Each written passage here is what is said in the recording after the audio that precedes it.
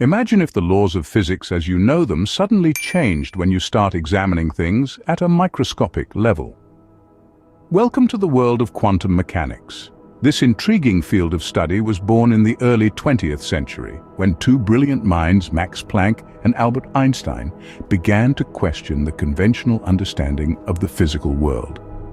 They found that at a microscopic level, the rules of classical physics just didn't apply. This led to the inception of quantum mechanics, a theory that has redefined our understanding of nature's fundamentals. It plays a crucial role in our daily lives, underpinning technologies from lasers and semiconductors to MRI scanners and even the internet. But the quantum realm is far from simple. It's a place where particles can exist in two places at once, where they can spin in two directions simultaneously, and where they can teleport through barriers. In the quantum world, things behave quite differently, especially the particles that make up everything we know, atoms. The quantum mechanical model of the atom was born out of necessity, out of the quest to answer questions that classical physics couldn't. The limitations of classical physics became evident as scientists delved deeper into the mysteries of the atom. Classical physics, with its Newtonian laws, worked well for explaining macroscopic phenomena. But when it came to the microscopic world of atoms and subatomic particles, these laws fell short. Enter the Rutherford model of the atom. Ernest Rutherford, a pioneer in nuclear physics, proposed a model where electrons orbited the nucleus much like planets orbit the sun. But there was a problem. According to classical physics, these orbiting electrons should lose energy and spiral into the nucleus, causing the atom to collapse. But this doesn't happen in reality. To solve this puzzle, Niels Bohr came up with a revolutionary idea. He suggested that electrons could exist only at certain energy levels, or orbits. In these special orbits, they wouldn't lose energy, thus preventing the atom from collapsing. This was the Bohr model, a huge leap forward, but it too had its limitations. It worked well for single electron systems, like the hydrogen atom, but couldn't accurately predict the behavior of multi-electron atoms. So the stage was set for a new model, one that could explain the behavior of all atoms, irrespective of the number of electrons they had. This model would need to incorporate the strange and counterintuitive principles of a new branch of physics that was taking shape at the time, quantum mechanics. Quantum mechanics suggested that particles could also behave like waves and exist in multiple states at once.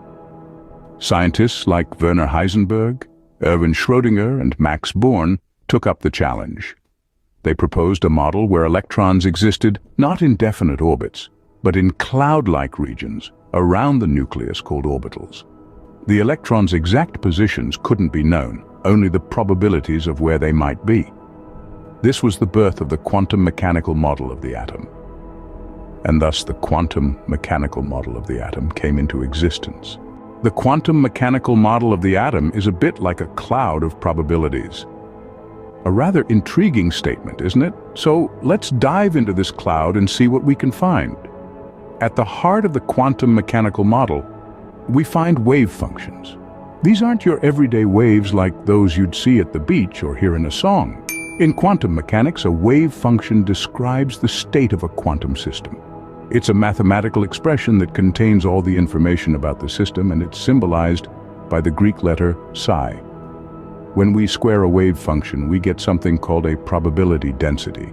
This doesn't give us a precise location of a particle, but rather a probability of where we might find it.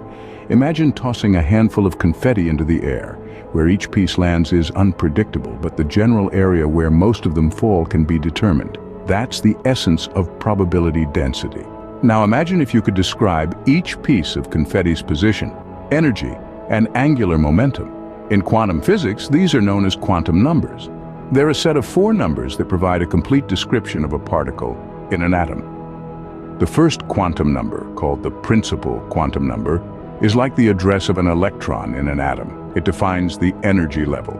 The second, the angular momentum quantum number, describes the shape of the orbital where the electron resides. The third, the magnetic quantum number, gives the orientation of the orbital.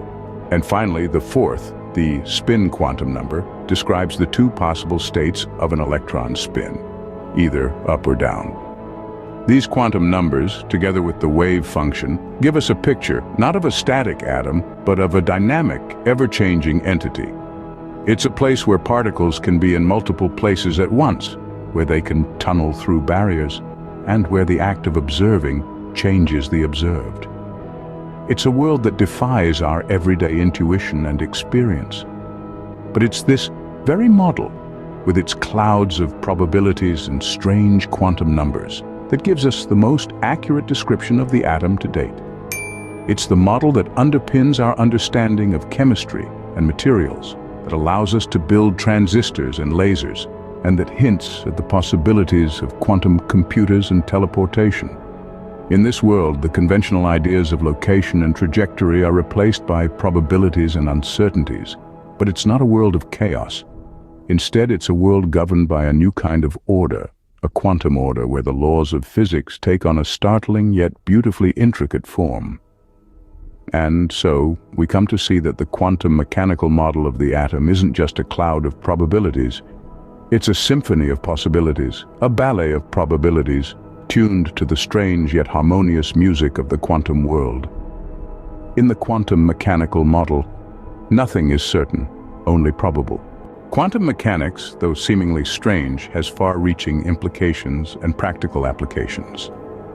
Let's delve into some of these implications, starting with the field of chemistry. Quantum mechanics plays a crucial role in chemistry. It helps us understand the behavior of atoms and molecules, which are the fundamental building blocks of matter. Quantum mechanics explains why certain chemical reactions occur while others do not.